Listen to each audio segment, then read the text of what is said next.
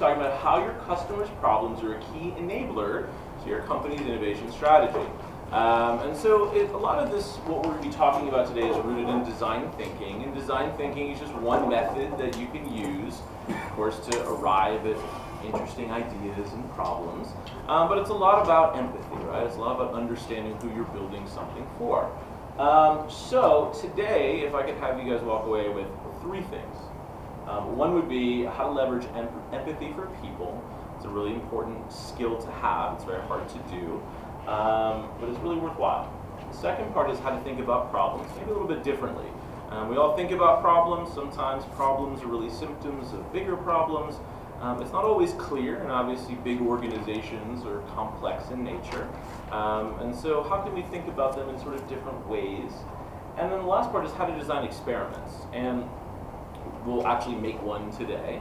And we'll get into what the word maybe design and experiment means, just to make sure we understand the implicit versus the explicit definition of each. Oh, that was weird. I think just jumped ahead. There it is. Okay, so before we get started, quick little exercise for y'all. So this is Hank, the dentist, and Hank has a business problem. And his business problem is he wants people to come back every 18 months. Excuse me, every 6 months to, yeah, sorry. Yeah, my brain's not working right now. It's all good. Still early, yeah. So his issue is that every 6 months people should be coming back for a checkup, right? But on average, people are now coming back once every 18 months. It's a tooth issue, it's a mouth health issue, it's also a profitability issue, right? I mean, obviously, if people came 3 times as much, he would make potentially 3 times as much money. So, I'm going to ask you guys to take a second and think about what would be a solution that you would offer as to how he might get people to come back more frequently, besides not being terrifying. So take a moment, feel free to raise your hand or just shout out an answer. Not everybody wants. Yes, ma'am, in the back. You got one? Yes, I do. Nope. I think that they could run a loyalty program. Okay. What would the loyalty program do? Why would that be important? Maybe they would encourage discounts for coming in more frequently. Cool. Okay. Anybody else? It's gonna be an interactive day, y'all. I need people to volunteer. It's a tough one though. You can't get people to go to the dentist. I mean, I would go ahead and schedule the next appointment in your current. Okay, so when you're there, you're about to leave, schedule your next appointment. Cool. See a head nod from there. Do you guys feel like it's tough? What about you, Hank? More like giveaways. More giveaways. Not just like a travel toothpaste, maybe like a bigger toothpaste. So a full-size toothpaste, maybe a vacation or something. Just give some stuff away. Okay. Free teeth whitening. Free teeth whitening. Anything else? Free trip to the non-dentist. Free trip to Offer a dentist. discount if we actually come back at the next 6 months. Okay. All right, we're good. That's great. Some good solutions there. The next thing I'm going to ask you, it's going to be very interactive today, so time to talk. What kind of car do you think I drive? And tell me why. Take a minute, think about it. What kind of car do I drive, but tell me why I drive it. Yeah. You drive a car that gives you reliability, style, and space to transport your family. Cool. What type of make and model do you think I drive? Because that could be any make and model. It's a really good answer, but what could be the make and model? What would it be? Prius. Toyota Prius. What would you say? So It must be every time I do it, it's better, right? So just so y'all know, I used to work on the Toyota account. It's called Pri when you say it plural. Swear to God, that was a conversation. It's called Pri. That's true. You can look it up. Why do you think I drive a Prius? I think you live in the city, so you probably don't necessarily need to go too many places, and if you can drive something that doesn't guzzle fuel. Cool. Right. The other, I don't know what kind of car it is, but the one that's really small. Smart car. Compact. The Leaf. Yeah, it's like Oh, a teeny Leaf. tiny. Oh. You don't necessarily. I was thinking smart car, yeah. I feel like you're Okay. like a city dweller, and you'd Okay. rather either walk. You probably or don't take even mass want a transit. car Yeah. I don't want a car. Why don't I want a car? because you're concerned about the environment. Okay. I heard something from you guys. More of a hassle. More of a hassle. Okay. I'd say be a little more pragmatic. I'd say be in something with 4 doors, Okay. probably a mid-sized sedan. Okay. So I'm thinking Minivan. it's probably not American, so I'm thinking maybe German. or maybe Japanese. Okay. So I'm saying either an Acura, well, maybe not an Acura. So maybe like the top-end Honda Accord, or maybe like a Volkswagen Jetta. Wow. All right. We'll go in the direction You of got that. a lot of thought in that. Okay. I love it. I love it. All right. So. I'm guessing maybe a Corvette. Corvette. Thank God for you, Nice Ken. to you Thank God for today. you. That was nice. I mean, I'm thinking it's about time for a midlife crisis. And that's why Ken's amazing. All right. So this is great, right? So here's the challenge I posed to you this morning, right? Without giving you really any information, I asked you about a dentist. You don't really know much about the business other than having been a patient. You don't really know his real business challenge, and you haven't talked to their customers, yet you were able to come up with solutions. It's pretty cool, right? You also don't know me, although Ken clearly knows me. You don't know me, but yet you're also able to make assumptions based on maybe my shoes, or my hair, or my glasses, maybe what type of environment I'm in. But we have to do this every day. Like every day as professionals, we make these assumptions, right? We're asked in the moment, in meetings, what's the answer to that thing, right? How do we solve problem X over here? And the challenge I give you all is that is why a lot of companies fail. They fail because we have these implicit and maybe explicit biases and assumptions about people, but how would we know what they actually need? So design thinking, part of it is about a technique by which you solve creatively problems. And that's why, for example, this chair is sculpted the way it is, right? It started with product design. That's why that can is a certain height and width. It's why it doesn't weigh 50 pounds, because if the can weighed 50 pounds, I wouldn't be able to use it. So it started with physical product design. But the way we define design here, and the way I think I would encourage everyone to think about this, is that everybody is a designer at heart. Everybody really is. Because if you assume that design is the practice of solving a business challenge, not making something pretty or something layout driven, then that means the solution has to be a well thought out response to a well designed problem. And if you use empathy for the person or persons you're solving it for, be it internal to your company, maybe it's an associate, right? Maybe it's someone who works inside of an airport, so it's not the consumer necessarily, but maybe it's the customer that you have. If you actually use empathy to figure out what they need and why they need it, you might start building solutions that make sense, right? And that's really what it's about. It's really a pretty simple concept. So truly it's about understanding, exploration, and and learning, right? And so ultimately there's very basic steps in all this, right? You get close to your consumer, you get close to the person you're solving for, so you want to observe them maybe in their natural habitat. Maybe you're McDonald's, and maybe you should say, hey, you know what? How can we make our stores more efficient? And rather than just saying, I know, I want to make a playground. I don't know, I have no idea if that's effective, but if I talk to your customers, I might know. Or, hey, gosh, I wish we could pump out, I don't know, 1,000 more burgers an hour. What if we had the burger shooter outer?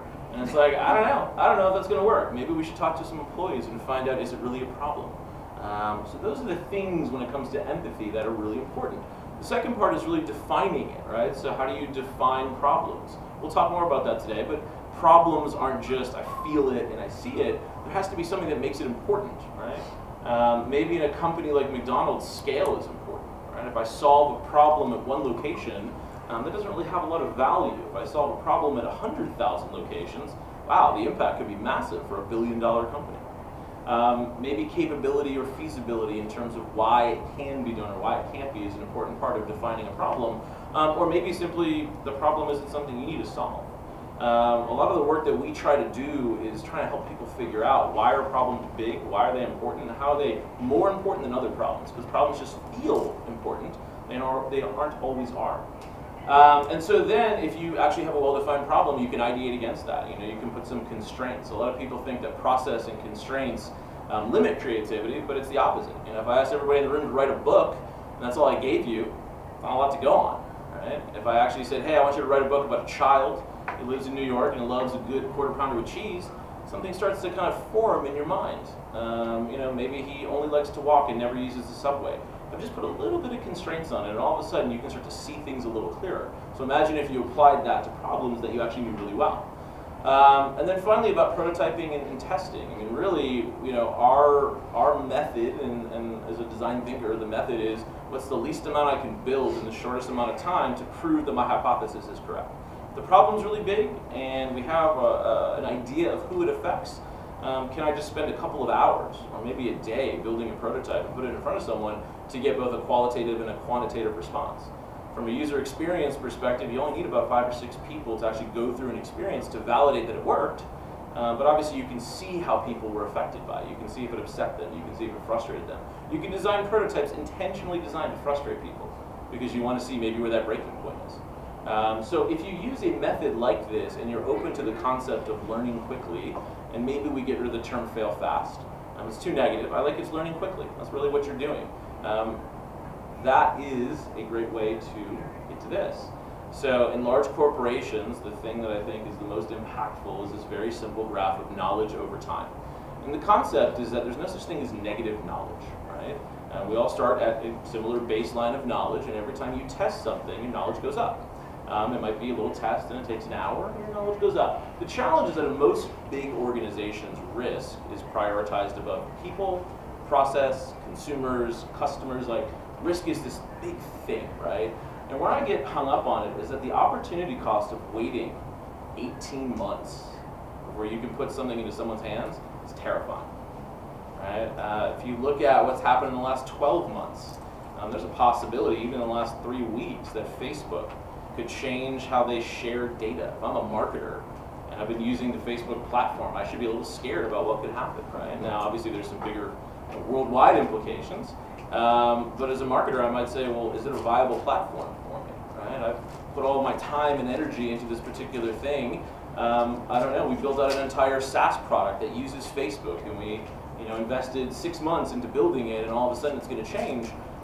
Maybe if you invested 6 weeks in it, you might have gotten a different answer. Or maybe if you just spent a little less time building a majorly robust solution, you would know how your consumer responds to it much faster. So the concept truly is, if it takes me just a few weeks to reach this level of knowledge, but it takes everyone else 18 months because you had to write a functional requirement document, a business requirement document, a scope of work, went through legal, went through all these other things, I'm going to probably beat you every single time. Because I'm going to have the knowledge of what doesn't work, and I'm going to have the knowledge of what does work. And I probably spent, I don't know, 1/100th of the cost. So that's the challenge that we're kind of posing to everyone today. And as you leave today, I hope you take this concept back to you and say the opportunity cost of inaction. And I would argue all of that is inaction, even though you're doing stuff. The action needs to be, I can put something in front of a real person really fast. By doing so, I'm able to gauge whether or not it's successful. That's an awesome opportunity to have. And the fact that you're not doing it is a little scary for everybody, especially me. So, this is what happens when you Google sad giraffe. So today, this is going to be our project. So our project today is that all of you are mid to senior level executives who work at Toys R Us. And as most of you know, Toys R Us is going under. So we're going to take a little blast from the past. We're going to go 12 months back. And we're going to say, things aren't looking so good. We might be in trouble. I don't really know what we're going to do about it, but we're probably going to sit on it for 12 months if we don't do something, right? And then we're probably going to go out of business. That's what's happening right now. So, I'm going to give you a couple little business problems. There's a printout in both of these rooms where we're going to break out to, so you'll have a copy of this handy, but this is actually real. So, there's 20% decline in toy sales for Toys R Us year over year for the last 3 years. So, toy sales are declining. Delays and disruptions are causing product availability issues. So this massive warehouse of toys, not even have the toys that you want when you're supposed to be there, not good. Amazon, Walmart, and Target last holiday season basically played the low margin and loss leader game. And so Toys R Us, whose only line of revenue is selling toys, just died last season. I mean, they thought the holiday season might bring them out of this. It didn't bring them out of it, right? So these are some real problems. So, there it goes. Okay, so customer discovery. So here's what we're going to do. I'm going to break you guys up into 2 groups, and we're going to spend about 10 or 15 minutes interviewing a couple of people. So one will be a store manager. That store manager is Audrey. Audrey, so you'll go in the Gulch. And so you're going to be able to talk to her and get some perspective on how does the store run, what's good, bad, and the ugly about it. And then I'm going to have Rich go into the Piedmont Park here. And Rich is a father. He actually is a father in real life, but I've made his children a little younger. So he's got, I think, like an 8-year-old and a 13-year-old, and you're going to be able to interview him. And they've gone to Toys R Us for years, and you're going to interview both of them, and you're going to try to see what type of insights you'll get out of it. And I see most of you guys have writing materials. There's paper and pencils and pens in both rooms, so if you need any, just let me know. But you're going to take some notes. These notes you're going to want to take with you for the rest of the morning. We're going to use these as the workshop progresses to start figuring out what is the real problem, and also how do we start creating some solutions. Buy more of them at Toys. Like in the beginning, we would go to Toys R Us and we would get, I'm really into board games too. I try and get them to play other games, but we used to get them at Toys R Us in the beginning anyway. You say in the beginning, as in when they were younger? Yeah, like probably not my littlest one, but when the older one was little, we would probably be there more, I think. Now we'll get them from like a lot of stuff we get online. Although frankly, I miss going to the store because it used to be a lot of fun. You know, I'm sort of old school, so I like going through the store and playing with things. So we had fun. I would say though that my daughter experienced that kind of fun a lot. I don't think my son did, because it was a little more frustrating when we were there, when he was a kid. Can you describe a little bit more about what was frustrating about the experience? Well, I can say a lot of times we wound up buying stuff online, and it wasn't because it was cheaper. It was because we knew what we wanted to go. I would like bring them home from school or something, and we'd stop off at Toys R Us because we thought we could just run in maybe and get something. And I can say that a lot of the time they just didn't have what we wanted. Like if we were getting one of those plug-in packs for a game, they would have a lot of the packs, but they wouldn't have the pack that they wanted.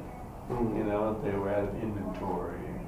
Or like during the holiday season, it was always sort of a madhouse, and I don't feel like the staff knew what they were doing. And so it was frustrating, definitely frustrating. So it's kind of frustrating for me because I liked being there initially. It was always fun. So what was it that you liked initially? Tell me what was good about the experience. Well, you could kind of before. play, you know, or you could at least go through the aisles and see everything, which was really fun. But it's not fun when the stuff is missing. It's not fun when you're trying to find out about something and the staff isn't really knowledgeable or helpful about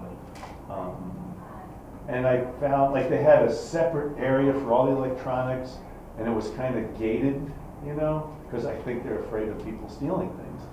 So we would go from like the Lego section, and that's my favorite toy, to the electronics section, which they wanted to get things in. And it sort of felt like you had to go into this cordoned off area of the airport a little bit. Which is not, like the Apple store doesn't do that. The Apple store is all open, you get to use things, you get to play with things. And so Toys R Us, over time when other stores were doing things differently, Toys R Us felt like, I don't know what, maybe old school, and it's like, why am I getting electronics at an old school place? You know what I mean? So if you think about like, you know, of course, your birthdays and holidays, Yeah. kind of holidays specifically in Yeah. terms of how you spend your money. Yeah. How would you say that's changed over the last year versus buying stuff Yeah. online versus buying stuff at Toys R Us or another kind of retailer like that? I think it's a good question. It used to feel like a family-ish outing, you know, we'd go to the store, play a little bit, and get some things. And that used to be fun, but it ceased to be fun. So around holiday times, for me, I'm kind of more like, everybody's busy, we're just going to get it online. My kids are online half the time anyway. They kind of know what they want, and we can just order it. The challenge with that is I don't always get to see the stuff, and then we get it. And maybe there's like a couple of games we've gotten and I sort of felt like my daughter would be good with them, but my son's a little young for it, and I didn't really get to know. No, I think we used to get a much happier sound. I mean, we used to get college kids like when they were back home and they were just excited to do something like that and hang around kids. But now, I mean, I don't know, I get less passionate people. I think I kind of take what I can get sometimes, to be honest. We've got a lot of part-time employees. No one's really full-time, so they're in and out. I would say that no one really has close customer relationships, whereas before I used to know some of the neighborhood families that would come in, and they would come every week to get like a surprise and delight, like toy or something like that, or special occasions when something really went well, like a dance recital or a ballet, whatever. And now they just this doesn't really happen. I think they go get ice cream. But that's also interesting. Like if we had some other pairing, maybe that would pull people in. Just going off of that, like you think about the Barnes and Nobles and the Starbucks in there, or the. So I had an interesting, one of your first statements was that people are in the store for 45 minutes, but they're walking out and that doesn't convert to sales. No, it doesn't. What do you think is, are they eventually buying what they're looking at? No, they just wander through the aisles. I don't know if they're maybe like overwhelmed by the amount of stuff that they're seeing, but I'll see them go up and down, up and down. They'll stay around for 45 minutes and then they'll just walk out empty-handed. Do you think they go home and buy that on Amazon or Walmart? They might. I sometimes see people with their phones out, like they might be running the what is that called? You can see price checking and stuff. Yeah, that might be happening. I've never really thought about it, but now that you say that, I definitely might have noticed that a couple of times. Do you offer a price match or anything like that? No. Prices are set by corporate, and It's I don't hard really to have compete with with an an online store that can offer any toy under the sun. But I would say that we at least exclude some of the crap that you'll see on Amazon, right? Like you'll see the less of the China toys, or if we do have them, it's like you don't need necessarily 18 different versions of blocks. Like this is the best block. I think that maybe that's where the online fails, and where I think we have a little bit of an edge. Though I will say we have quite a bit of products. How did it feel for those who haven't done either customer discovery regularly or ever? How did it feel to do that? Does that feel like an awkward process? Easy? What were your thoughts? I'm sure for the thing feels like an interrogation. So you said you felt like maybe the person feels interrogated a little bit? Okay. Wondering if I was asking the right questions to really get to the meat of the problem. What do you think would have helped you feel more comfortable or confident in doing that? Discussion guide. What's that? Say A discussion guide. Discussion guide? Okay. Typically when we do it, we'd have some questions listed out, so you're making sure you're covering your bases, and would have started off a little more high level, experiential. Okay. Anybody else who hasn't done customer discovery? Any other thoughts? I mean, I've done it and I've been on both sides, but what you realize is the more you do it, I can tell that if I did it more often, I'd be better at it. Yeah. Yeah, so it's a little bit of a learned skill, and a certain way of asking questions. Generally, you will put some more prep into it, obviously. Okay. So for the group that had the store manager, what did y'all learn? This will be good information for those of us who didn't have the store manager. What did you guys learn from Audrey? She feels disconnected from the corporate body. Okay. Do we know why she does? No. She has given ideas and doesn't feel like they're being heard or acted on. But she's also disconnected from her customers, which is what she used to enjoy about her job.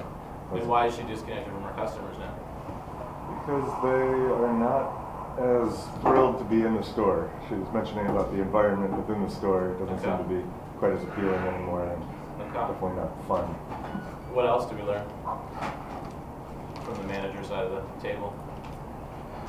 That customers tend to come in for 45 minutes, but they leave without buying anything. And wow. It's a lot of time. It's a lot of time in the store. Yeah. They're really trying to give it a chance. Right. Interesting. Anything else? Well, they could be using it as a showroom for purchasing from somewhere else. Right? So. How so?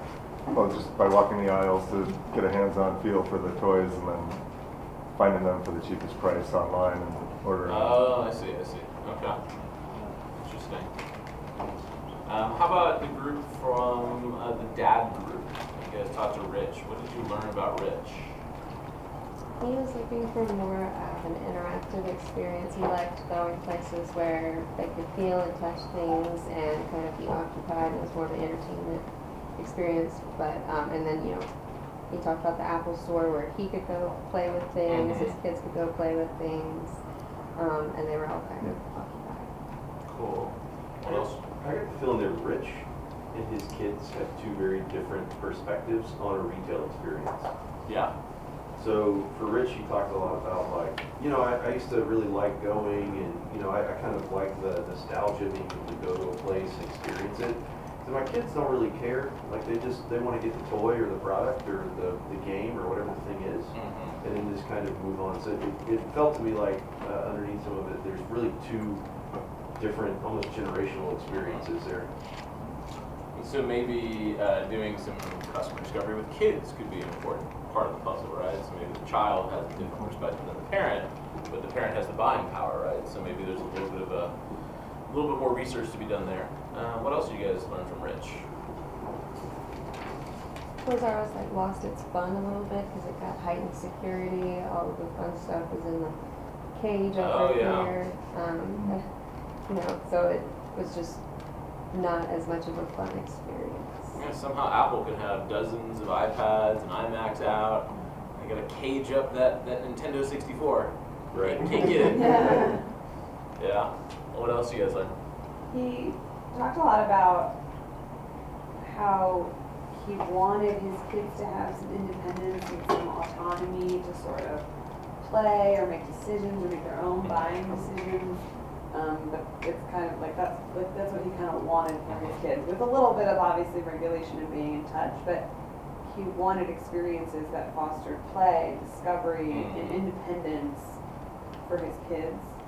So that was something that he wanted to be able to provide his kids. Yeah. So he referenced things like Amazon lists and how you can buy, but the parents have a credit card. So, and he referenced Apple a lot, which allows for more play with their time. I think the autonomy that you can give your children to play. Did either? Yeah, for sure. Did either group hear anything from the store manager or the parent about what they observed children doing in the store? The children were coming into the store and sometimes just looking at their iPads because it was more interesting than all toys that were surrounding them. It's probably a problem. Yeah. But they're not excited when they come in. Yeah. You know, where toys held a lot of excitement, at least the Toys and Toys R Us held a lot of excitement for kids coming in the past.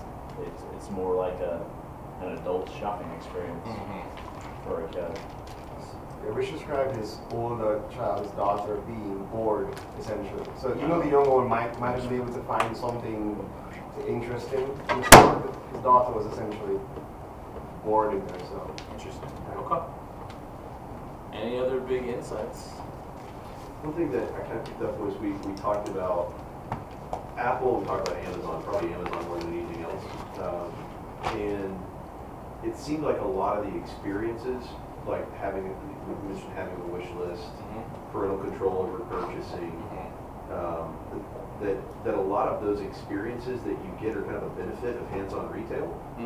A lot of the online retailers have started to plug in a way that it's a little different, but it serves the same function, right? You control what you buy, you can create a wish list that's available, there's avenues to do all that stuff on an online purchasing platform. So it's no longer a disadvantage for buying something online. Yeah. But the biggest thing to me that seems to affect the experience was the availability of inventory. You leave your home to go somewhere, usually with something in mind, and the place doesn't have what you want. You immediately start off on a low point right there. And then if the experience of us walking around, wandering the aisles is also bad, then it really becomes less and less reason to go to the store. Yeah, makes sense. Okay, well, cool. So we learned a good bit. So now we're going to take that information, and what I'm going to do is I'm going to try to divide the groups up, kind of put half the people who had the store manager and half the people who had the dad in different groups again. And we're going to go through now and actually kind of define the problem a little bit more, start to ideate some solutions, and eventually make a prototype. So let me give you a little bit more information. All right, so first of all, as I mentioned before, it's great to have some constraints. Not bad. Just kind of helps frame up, what you're going to do.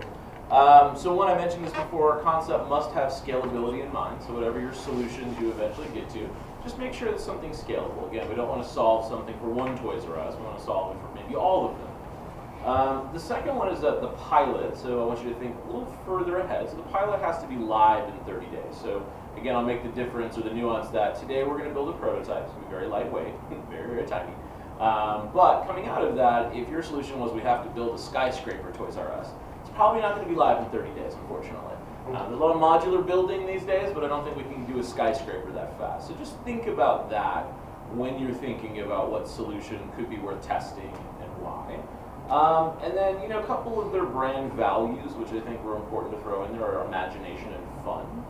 They may seem generic, but these are things that Toys R Us cares about. And so just think about that in your solution as well. We're not just solving business problems, we're obviously solving people problems and maybe children and parent problems. And then finally, Southeast region. So just think about the Southeast as opposed to all of the US or the other 1,800 stores that exist across the world. We're just going to focus on one region. So the things I wanted to mention that I believe Toys R Us believes are positives for itself, so not everything's negative, but here's kind of how they view themselves. They feel like they have very high brand awareness, they have a really good net promoter score, they have more toy selection than any other retailer. They think that's obviously a bonus for them, but as you saw in an earlier slide, obviously there's a problem of supply and inventory. They have almost 1,800 locations in 37 countries, with a ton of them in the US.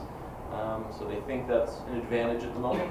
And then finally, they have 64,000 associates, so quite a lot of employees, and your minimum age could be as low as 16 years old. So just keep that in mind, that these could be sort of, we'll call them first-time jobs for a lot of people. So how might that impact some of the things you think about as you're trying to change or build a solution? These might be the people who actually implement what that is. And then I just have this up on the board just as a quick reminder. There it is. So again, they have a decline in toy sales. I just wanted to refresh the mind. Product availability issues are still a real big problem. They can't win the margin game right now, and they have a single source of revenue. So just think about that as well. Like, these are all problems that they have, and you know, our position is that problems could become opportunities. Right? So you never know what you could do if maybe you flip those on their head. So we have a couple of how might we's in each room, and you'll just find out which one you have when you get in there. But one how might we want to kind of leverage as a source of inspiration for one group will be, how might we leverage our best asset in a different way? And you'll notice I'm not intentionally saying what our best asset is, so that'll be a point of discussion for one of the groups. And then the other one is, how might we evolve our business model to include new lines of revenue? So if a single source is an issue, that could be a big one, is a lever to pull, and you can do something else. So what we're going to do, there it is. So I'm just going to go through this a little bit more so you have some context of what you're about to do, and Rich and I will facilitate each room. So the first part of our exercise is problem definition. So we're going to discuss the how might we statement. We're going to talk about maybe knowns versus unknowns. We're going to talk about maybe some of the dimensions that problems have, maybe key questions we want to learn or ask. Again, some constraint-based ideation. There's printouts of some of the stuff I had on the presentation here. Think about how we could activate a prototype within a day. So think about that as, again, as you're ideating. This thing that we want to test, it needs to be quick, and it needs to be able to be done pretty quick. And finally, you know, what do you want to learn from it? So there's no point in doing a test if you don't have a solid plan to learn. So what is it that you think you need to learn from doing this? And hopefully your prototype will answer that question. And then finally, talking about prototyping, again, I just want to make sure we have a common definition of everything. Really, a prototype is just something that makes your idea feel real. So as long as it sort of feels, looks, and smells real, that's all a consumer really needs to react to. You imagine creating a kiosk, and it looks, you know, kind of okay. And maybe there's an iPad that you glue on top of the kiosk, and it looks real enough, and they realize it's not going to be beautiful, but it's enough for them to react to and maybe interact with. And then when you're creating a prototype, if your idea were software driven, maybe you're talking about wireframes or some sort of mock-up. If it was physical, I mentioned, you know, it could be like an iPad, it could be a physical like paper prototype, or it could just be a process or service. You know, if you guys think that the best thing they could do is make sort of a cool new service, don't know what that would be, you could explain that as part of your prototype. So there's a lot of flexibility in what you can make. It's really just whatever's in your brain. So before I divide you into groups, I just want to give you an icebreaker we're going to use to maybe help inspire some ideas. This terrifying stock photo of someone who looks like they're opening the Ark of the Covenant from Indiana Jones, because the knowledge of the earth is contained inside of that red box. I want you guys to think about and share with each other your first memory of a toy you received that was maybe your favorite one?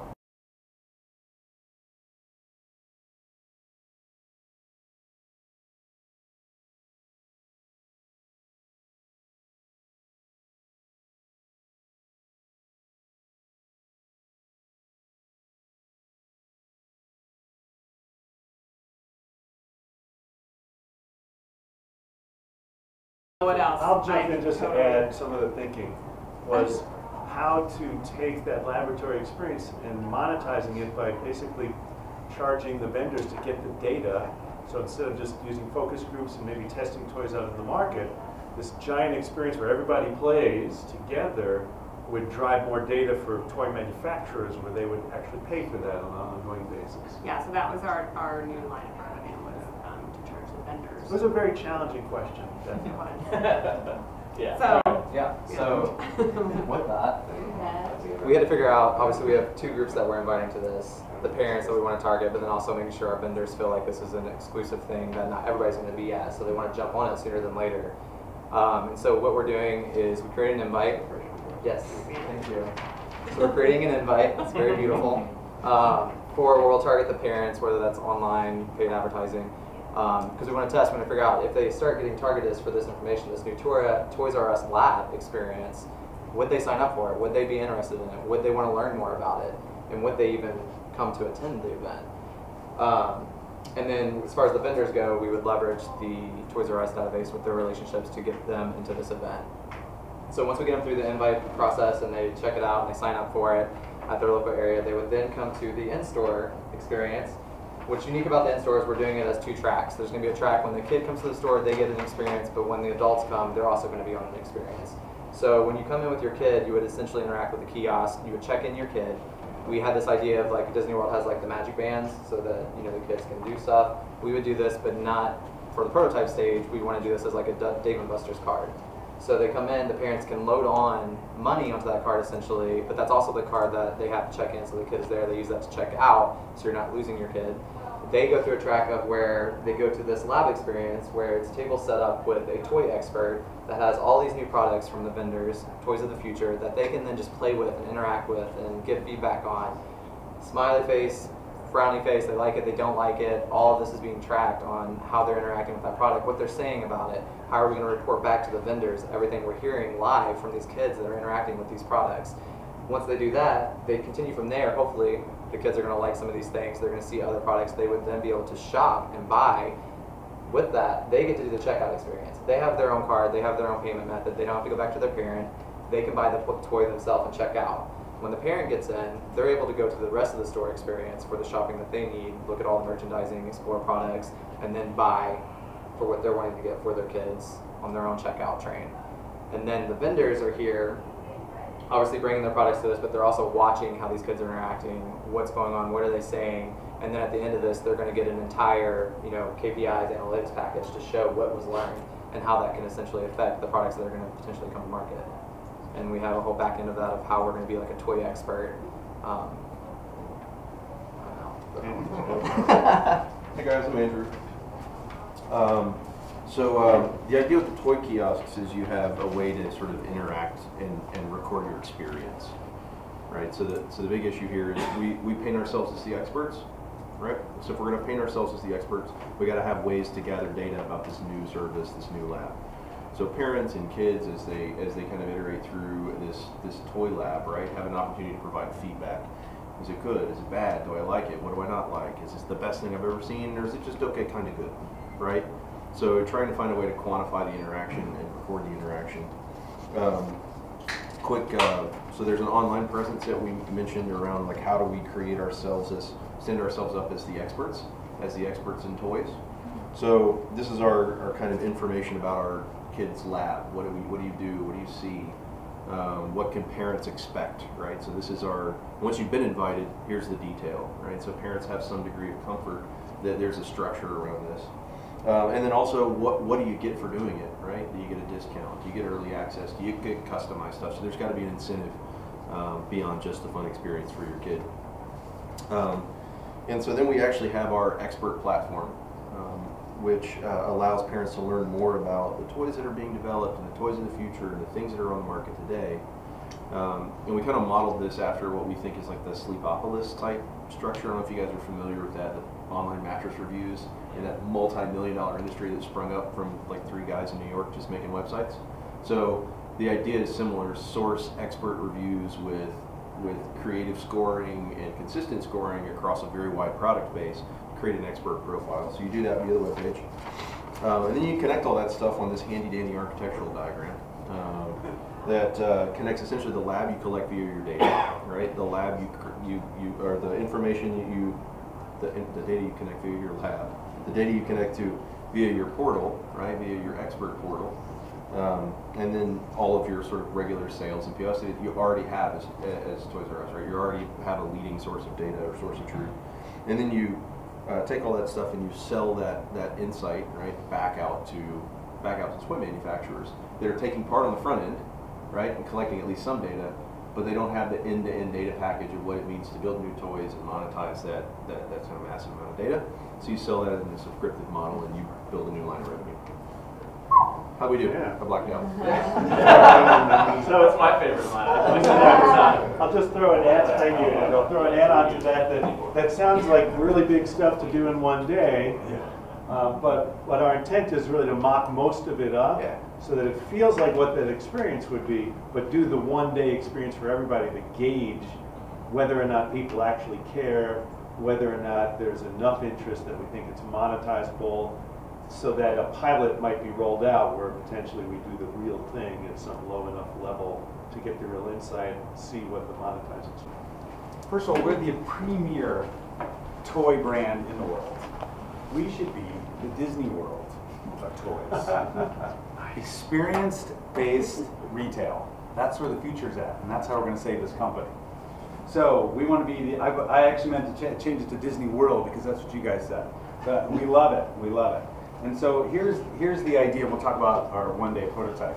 Is picture like what Build-A-Bear does, for example. So 10% of their retail is experience-based. You buy the bear, you experience the bear, but then there's all kinds of things that you can buy in addition. So there's all types of retail and experiences that you can have. Well, imagine an entire store that way. So our idea is to have as much experience-based as you can. So picture the square being like a 2,000-foot square, empty space. In one corner, you'd have we'd have the Videogame Lounge. So it's everything related to gaming. And it's not just where you sit around and play games, like in a situation like this. You actually are right in there with the retail. So you might be playing games, you might be learning from an expert or influencer, but there's also just retail, and you would shop for games, and you would talk to other people around that game. You'd have it's not the Lego corner, it's everything make corner. So it's the sort of maker space for kids. So it's Legos and building blocks and those things that you had when you were a kid, Reca-Sets, and just everything where you make things. And then you go over to another corner, and it's the imagination, everything from cars to dolls to lands and all that kind of stuff. And you have sort of an interactive area with that world. Another one would be the family center, where you do things together, everything from board games to group activities to that kind of stuff, even the adult toys.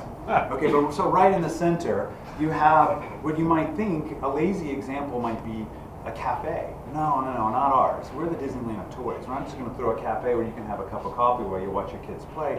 We're going to bring nostalgic toys back together. We're going to have toys that adults like playing.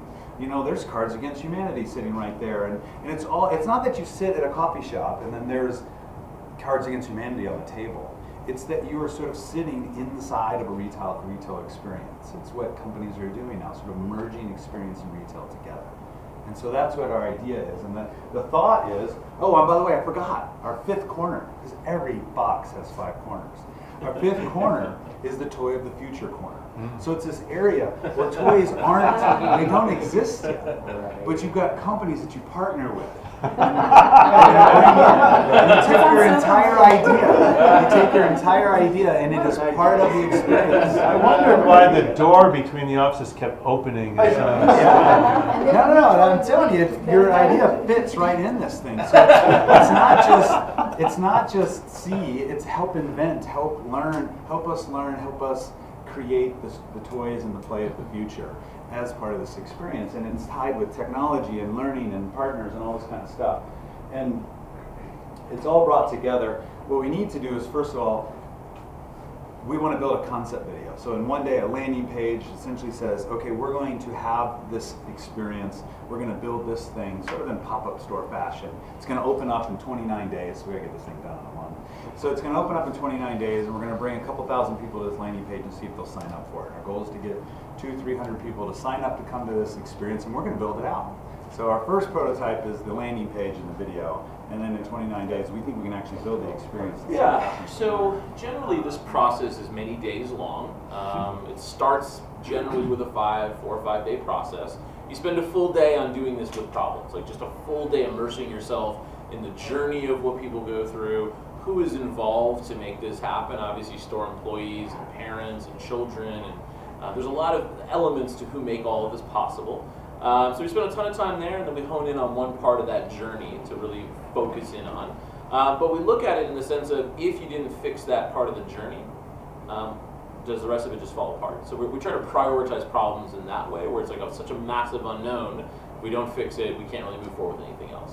So with that, every time we're done, by the time we actually prototype and learn something, we're essentially doing I would almost call it like a digest of what happened during the week. So what did we observe, both from the consumer standpoint as well as from us in the workshop? What are still some key unknowns, and what are still some key problems that have not yet been solved? And maybe even more importantly, like of what we just learned, what more do we need to learn, right? So we might learn that our landing page is a total failure, but we might have also learned that people really just wanted, like, I don't know, like an iPad experience when they walk in or something. So they just hold an iPad and they navigate from aisle to aisle, and that's what they really wanted. And so we might, iterate on that prototype and build a second one, and we do it in just a few days.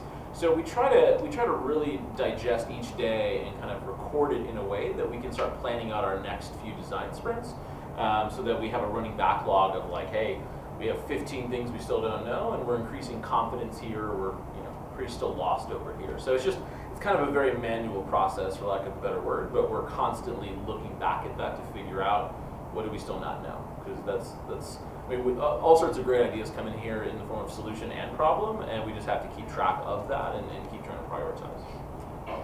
Any other questions? Rich? I'll throw this out there. Just an observation that we made as well while we were going through the work, that it's real, and Andrew spoke to this, it's really easy to think you're actually following process and then kind of either circumnavigate around it or forget that you didn't actually finish something and move on to the next thing, when half the wall still needs to be filled up with stuff. For sure. It's just our natural tendency to want to solve things quickly, because that's what human beings are all about. If the lion's about to eat you, you have to get away from it. So it's easy to just say, I gotta go. And so that's part of our job as facilitators, is to ensure that doesn't happen. So we like to beat people up enough so we know we've covered all the ground, so we get to all of the answers, we get full context. And it's just hard to do that. As human beings, it's hard to do that. Just a thought, observation about it. Just one quick question. Does this process, in your experience, change from a B2B to a B2C type experience? It may affect how difficult it may be to test the concept, but that's something we talk about well before we ever get into one, so that we're able to say, how might we get those people engaged and involved. So you try to work around it a little bit, but it should still be the same process. Ultimately, you're creating it for them in theory, right? And what we hope and what we have found is that a lot of our clients, they have really close relationships with some of their B2B customers, and so they try to involve them in the process. What's actually really kind of neat, and we'll do this when we can, we'll involve consumers or customers in the first day, and really get them to make sure, like, do we really know the problem? Do you have a perspective that maybe we're just not seeing, because it's hard for us to see it?